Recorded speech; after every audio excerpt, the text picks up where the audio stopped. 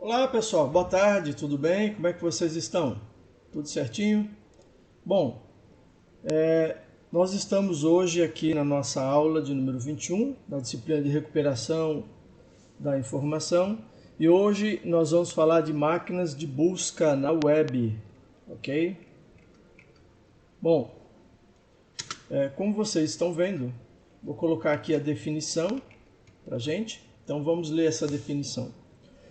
As máquinas de busca na web são recursos utilizados para a localização de fontes de informações e serviços na internet. Bom, então, o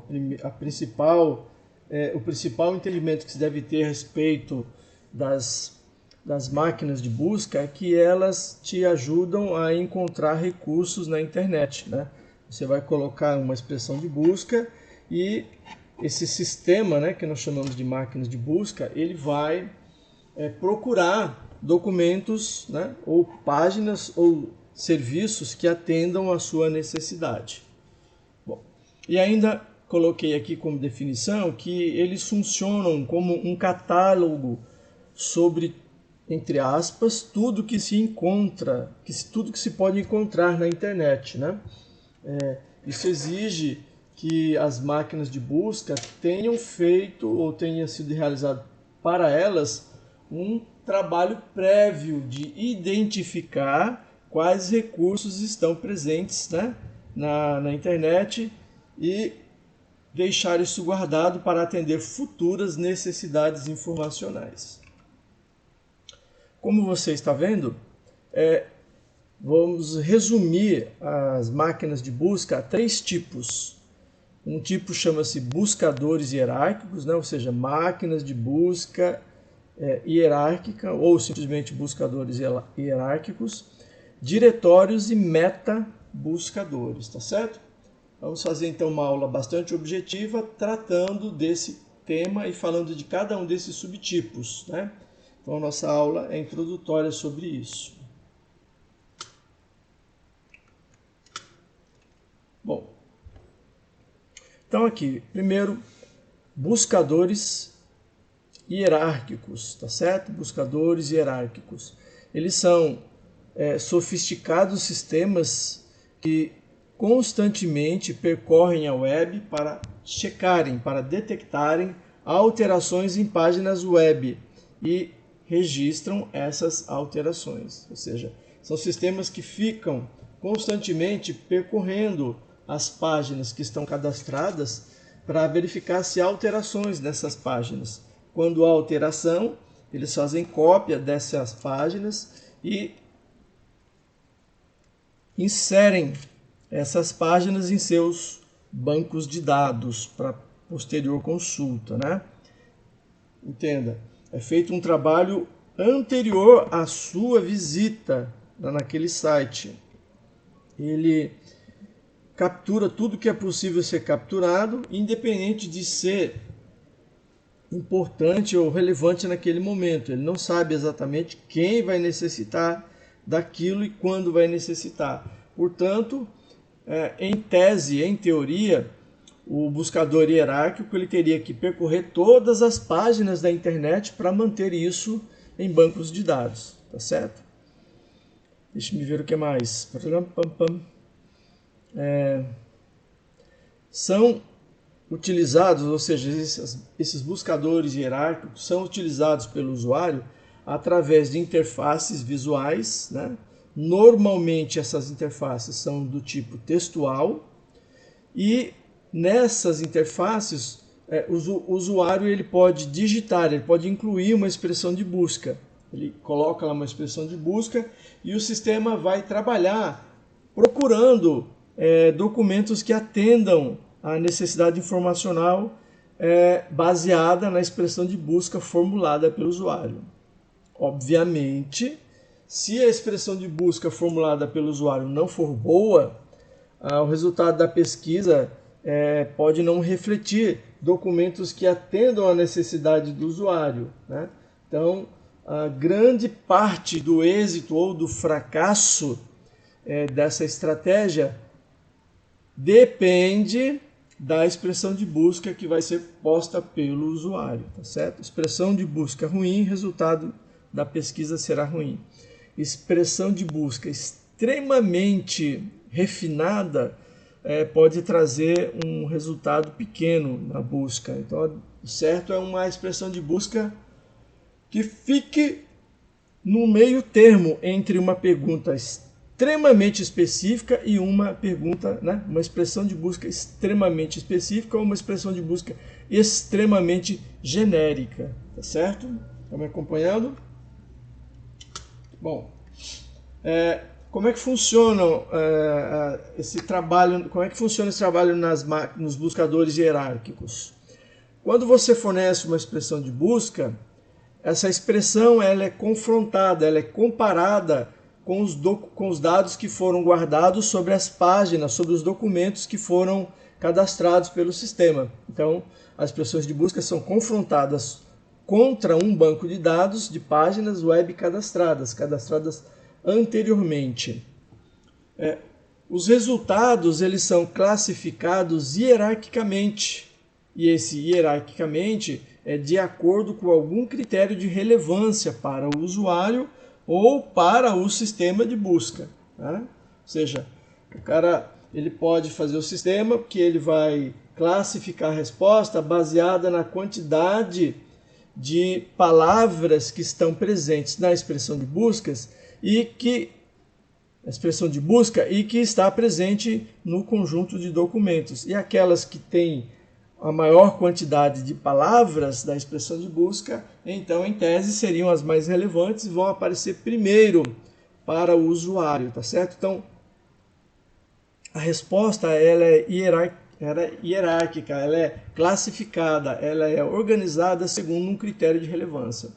O critério de relevância também pode ser outro. Ele pode colocar em ordem dos documentos mais novos, mais recentes, dos mais recentes até os mais antigos. Essa é uma outra ordem hierárquica. E existem alguns probleminhas que podem decorrer desse tipo de trabalho, que a gente vai ver já já. Antes, vamos falar das vantagens. Uma vantagem muito clara desse tipo de sistema é que ele permite a rápida localização de fontes de informações, né? Porque a máquina já esteve trabalhando, o sistema já esteve trabalhando enquanto você dormia, né? Já esteve trabalhando, buscando dados, catalogando tudo da internet. E quando você coloca uma expressão de busca, ele vai olhar, baseado na sua expressão de busca e nos documentos que ele já visitou, quais seriam aquelas que poderiam atender a sua necessidade informacional. Então é um trabalho que já foi feito previamente e não foi feito especificamente para você, foi feito para todo mundo.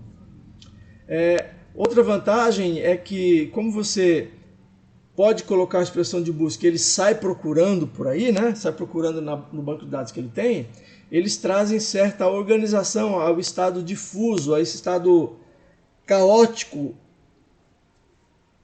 da internet, né? Por que difuso? Por que caótico?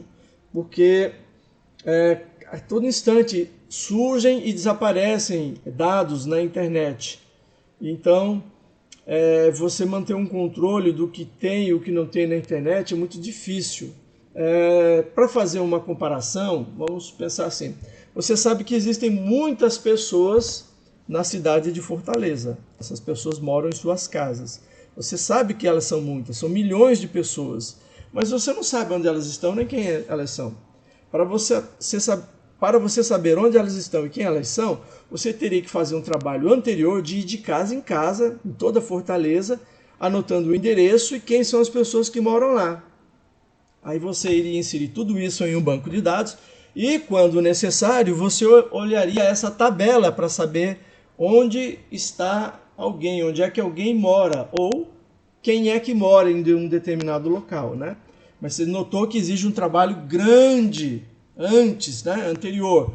E, de certa forma, fazer esse trabalho traria uma condição de organização para as informações de quem mora em Fortaleza. Da mesma maneira, fazer esse trabalho que a máquina de busca hierárquica faz, de obter os dados previamente, permite que quando você precisar desses dados, ele possa te fornecer uma resposta rapidamente. Bom, eles aceitam expressões de busca sem qualquer restrição em sua construção. Ou seja, você pode escrever o que você quiser como expressão de busca, que o sistema vai tentar encontrar as respostas para você, vai trazer os documentos que coincidem lá com a sua expressão de busca. Por coincidem, pode ser que a coincidência sejam as mesmas palavras da expressão de busca estão presentes no documento. Ou, esse é o mais comum, né? 99% dos sistemas funcionam assim. Ou então pode ser também a expressão de busca ela é convertida para algum tipo de representação que fique evidente o significado daquela expressão de busca. E depois vão ser procurados documentos que contenham o mesmo significado. Isso aí seria uma busca semântica e ainda é um modelo teórico, né, para ser implementado por alguém algum dia. Bom, eles aceitam expressões de busca sem qualquer restrição em sua construção. E isso também, além de ser uma vantagem, é uma desvantagem, né? Porque as expressões de busca, e aqui eu estou nas desvantagens já dos buscadores hierárquicos, as expressões de busca não são avaliadas para garantir uma busca adequada. Isso quer dizer, eu posso escrever o que eu quiser como expressão de busca. Aperto lá o Enter ou clico no botão e a pesquisa é realizada. O sistema não faz uma avaliação para saber se aquela minha expressão é boa ou se ela é ruim. Ele não faz nenhum tipo de filtro, nenhum tipo de pré-tratamento. E isso pode fazer com que a busca não retorne aquilo que você esperaria como um bom retorno. O conjunto de resposta pode ser influenciado, né? Então, outra desvantagem é que o conjunto de resposta pode ser influenciado ou então até mesmo manipulado pela máquina de busca hierárquica para atender interesses comerciais. Como assim, professor? Vamos supor que eu faço um contrato com o Google, né? Eu sou um anunciante no Google, eu pago um dinheiro para ele me evidenciar nas pesquisas. Então, quando você pergunta alguma coisa que esteja relacionado com o tipo de serviço ou produto que eu forneço, então o meu nome vai aparecer logo no começo da resposta, talvez em primeiro lugar lá na resposta da pesquisa. Então eu influenciei a resposta e meu nome ficou em evidência por fatores comerciais, tá certo? Isso até nos levanta também uma questão. Dessa maneira, e tendo em vista que os buscadores hierárquicos constituem-se o tipo mais utilizado, portanto, o mais relevante recurso de busca na internet, isso confere a eles um poder enorme. Vamos supor que exista um remédio chamado PRPP, certo? E esse remédio PRPP foi lançado por uma indústria aí, uma indústria farmacêutica. E esse remédio não faz grande coisa não, é mais uma vitamina do que um remédio. Só que eu faço uma publicidade aí e digo, não, ele é bom para a pele, é bom para isso, é bom para aquilo, é bom para quase tudo. E aí quando você busca remédio para dor de cabeça, ele coloca lá, primeiro resultado, pererê, excelente para dores de cabeça, não sei o que, não sei o que. A pessoa lá, dor de barriga, pererê. O pererê tem ação que alivia a dor e também atua em dores de barriga. Aí, problema de dor de ouvido. Quem é que aparece em primeiro na busca? Pererê. Aí a pessoa, ou seja, todo mundo começa a comprar o remédio pererê porque ele é o primeiro nas pesquisas e ele só na resposta, né, das pesquisas. E ele só está lá porque ele pagou para aparecer lá. Da mesma maneira, eu posso influenciar pessoas da seguinte forma. A pessoa chega e procura uma determinada palavra. Deixa eu pensar aqui. Honestidade. A pessoa começa a procura lá, honestidade. Aí vem a resposta. Honestidade é um conceito antiquado na qual as pessoas deveriam agir pensando no bem comum, respeitando as leis e não prejudicando ninguém. Hoje em dia, esse conceito foi substituído por um conceito de que você deve, primeiro e além de tudo, resolver as suas necessidades e os problemas das outras pessoas não interessam. O importante é você levar vantagem, você sair na frente, não importa que você tenha que pisar ou destruir as pessoas do processo.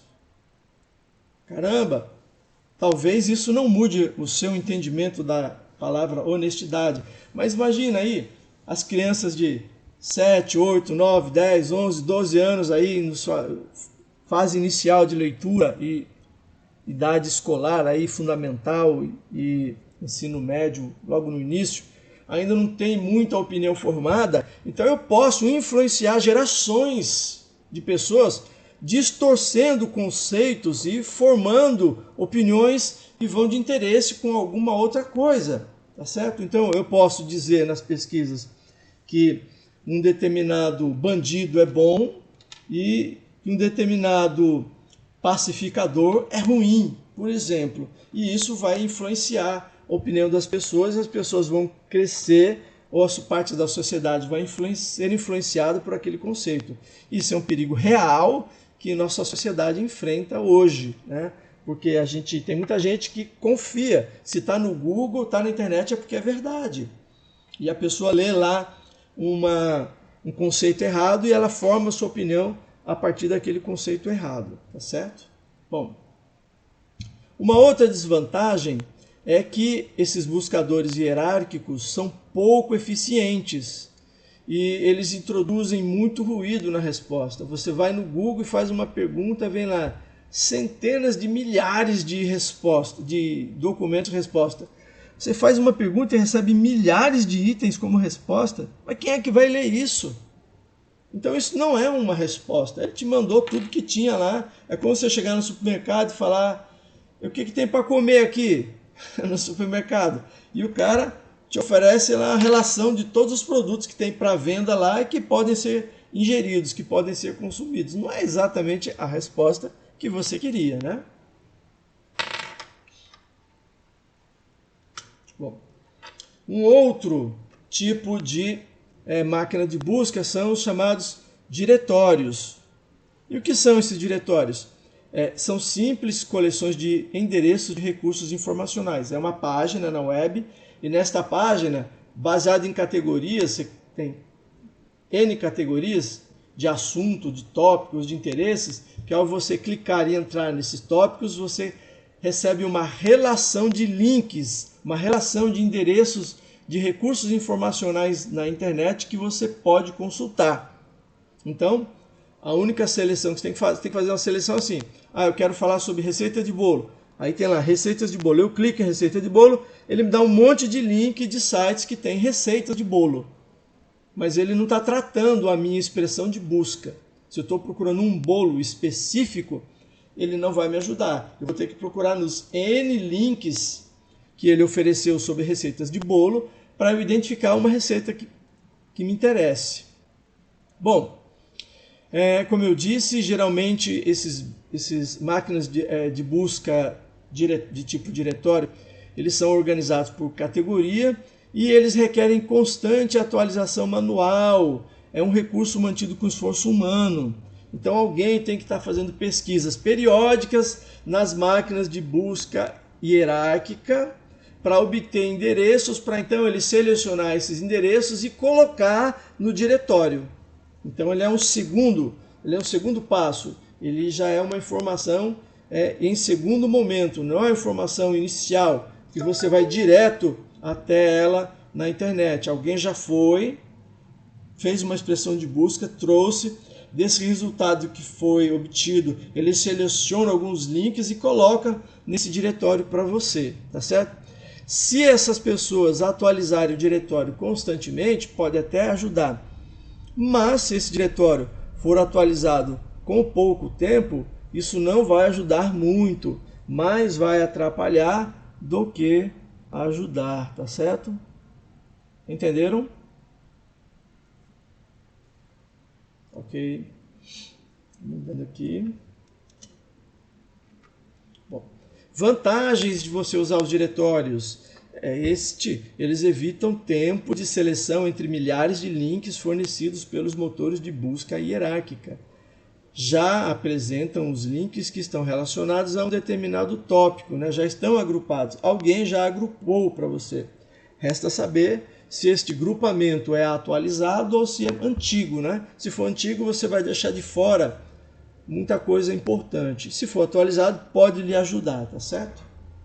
Normalmente, é mais comum você consultar diretórios quando você está procurando por assuntos que não são muito atualizados, como por exemplo, relação da obra de um determinado autor que já faleceu. Então, ali a relação de obras, de títulos, não vai mudar, porque ele não escreve mais, porque ele já faleceu. Então você vai no diretório e tem lá a relação de títulos e eventualmente um link para você acessar aqueles livros, para ler ou para comprar. Ok, vamos para o próximo e último que a gente vai discutir hoje. Assim, esse aqui eu não tinha falado ainda. Da máquina de busca, a desvantagem é que ela representa ou requerem um grande esforço para se manter atualizados, pelos motivos óbvios que eu discuti agora há pouco. Eles não representam a totalidade de recursos existentes na web, ele é um filtro, foi filtrado por alguém, e se esse alguém não filtrou direito, você pode perder importantes referências para o seu trabalho, para a sua pesquisa. O nível de atualização depende de esforço humano, né? Como foi explicado.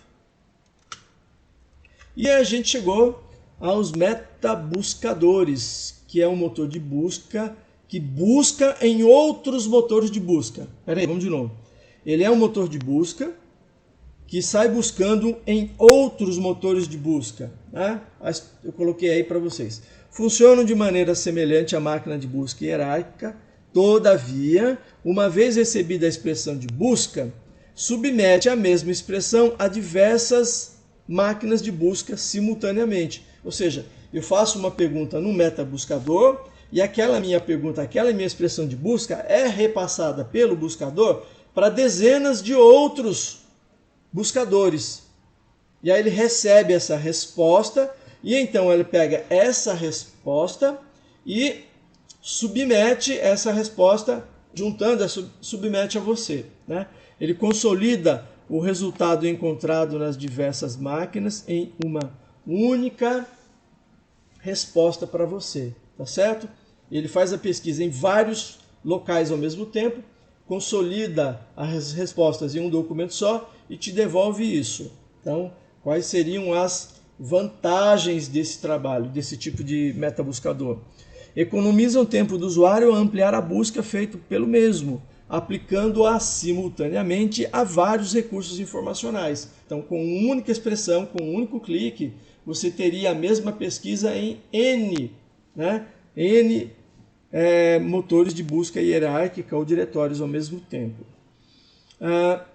E tem também as demais vantagens das máquinas de busca hierárquica, porque na verdade ele é uma máquina de busca hierárquica, só que ao invés de ele ir até os recursos informacionais, ele busca em outros buscadores. E desvantagens, nós teríamos o seguinte, o usuário pode não controlar exatamente onde a pesquisa está sendo feita, portanto, pode deixar importantes fontes de pesquisa de fora da resposta da pesquisa, porque você não tem certeza se ele procurou ou não em um determinado local. Vamos ver. Supondo que você tenha que buscar em 10, 20 locais, 20 sites diferentes, você teria que fazer 20 pesquisas. Com um buscador, você poderia fazer uma única pesquisa e ele consulta esses 20 buscadores ao mesmo tempo. Então pode ser uma coisa interessante. Só você tem que tomar cuidado para ter certeza de que ele incluiu as fontes de pesquisa que você desejava, tá certo? Ok, espero que vocês tenham gostado da aula, que tenha ficado claro esses 3 tipos de recursos de busca na internet. E na nossa próxima aula a gente fala um pouquinho mais sobre isso, tá bom? Tenham todos boa tarde e aproveitem a aula. Até mais, pessoal. Tchau, tchau.